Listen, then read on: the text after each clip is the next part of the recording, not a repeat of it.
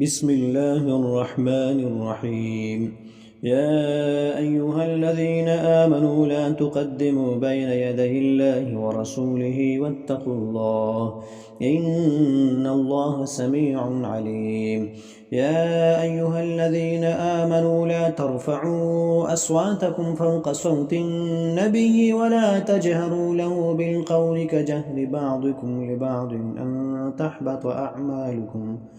أن تحبط أعمالكم وأنتم لا تشعرون.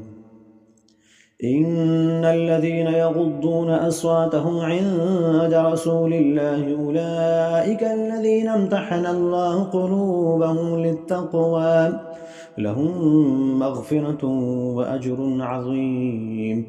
إن الذين ينادونك من وراء الحجرات أكثرهم لا يعقلون ولو أنهم صبروا حتى تخرج إليهم لكان خيرا لهم والله غفور رحيم.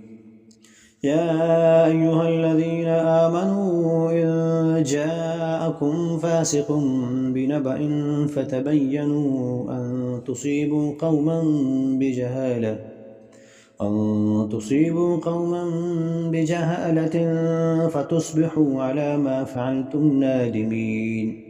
واعلموا أن فيكم رسول الله لو يطيعكم في كثير من الأمر لعنتم ولكن الله حبب إليكم الإيمان وزينه في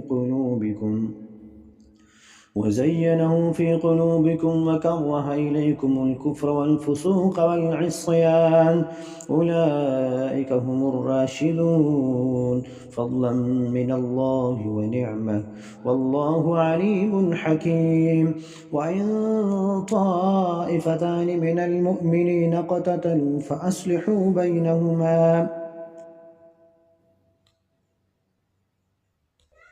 فإن بغت إحداهما على الأخرى فقاتلوا التي تبغي حتى تفيء إلى أمر الله فإن فاءت فأصلحوا بينهما بالعدل وأقسطوا إن الله يحب المقسطين. إنما المؤمنون إخوة فأصلحوا بين أخويكم واتقوا الله لعلكم ترحمون. يا أيها الذين آمنوا لا يسخر قوم من قوم عسى أن يكونوا خيرا منهم ولا نساء